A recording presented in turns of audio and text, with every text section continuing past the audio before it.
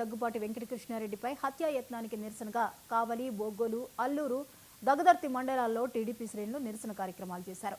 జలదంకి మండలం అన్నవరంలో గురు రాఘవేంద్ర స్టోన్ క్రషర్కు కృష్ణారెడ్డి వస్తున్నాడన్న సమాచారంతో మాజీ ఎమ్మెల్యే రామిరెడ్డి ప్రతాప్ కుమార్ రెడ్డి హత్యాయత్నానికి కుట్ర చేశారని టీడీపీ కార్యకర్తలు భారీ నిరసన చేశారు. ఎమ్మెల్యే కదలికలపై రెక్కి నిర్వహించి అడ్డొస్తే అంతమొందించాలని ప్రత్యర్థులు చూస్తున్నారని టీడీపీ శ్రేణులు స్థానిక పీఎస్కు సమాచారం ఇచ్చారు. దాంతో పోలీసులు అనుమానాస్పదంగా ఉన్న వేణు శ్రవణ్లను అదుపులోకి తీసుకుని దర్యాప్తు ప్రారంభించారు. మాజీ ఎమ్మెల్యే రామిరెడ్డి ప్రతాప్ కుమార్ రెడ్డిని అరెస్ట్ చేయాలని టీడీపీ కార్యకర్తలు డిమాండ్ చేశారు.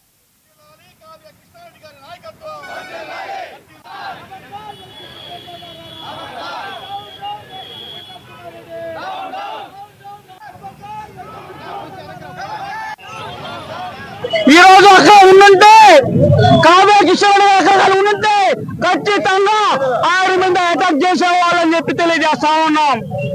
ఈ నీచ రాజకీయాలు, ఈ హత్య రాజకీయాలు మాడుకో ప్రతాప్ కుమార్ రెడ్డి తెలియజేస్తా ఉన్నాం. తెలుగుదేశం ప్రభుత్వం ఏర్పడి సంవత్సరం ఎక్కడ కూడా అభివృద్ధికి కేర్ ఆఫ్ అడ్రస్ గా తెలుగుదేశం ఉంది. కావలికి అభివృద్ధిగా కేర్ ఆఫ్ అడ్రస్ గా కావ్య కిషోర్ రెడ్డి పనిచేస్తా ఉన్నారు.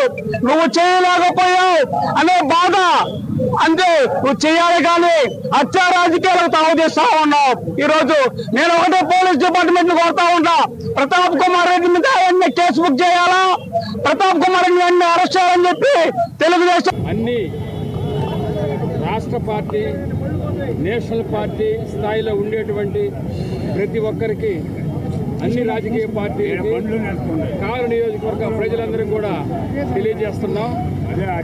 కావలిలో ఇటువంటి రాజకీయాలు, ఇటువంటి కక్షపూరితమైనటువంటి చర్యలు ఇంతకు ముందు లేవు. దాదాపు కావలి నియోజకవర్గం ఏర్పడి నుంచి అప్పటి నుంచి కూడా ఎంతోమంది రాజకీయాలు చేస్తున్నారు. ఎంతోమంది ఇక్కడ ప్రజాప్రతినిధులు కావలి అభివృద్ధి కోసం అహర్నిశలు కృషి చేశారు. ఈ రోజు వరకు కూడా ఇటువంటి కక్కుర్తి రాజకీయాలు, ఇటువంటి కక్షపూరితమైనటువంటి రాజకీయాలు చేసేటువంటి పరిస్థితులు లేవు.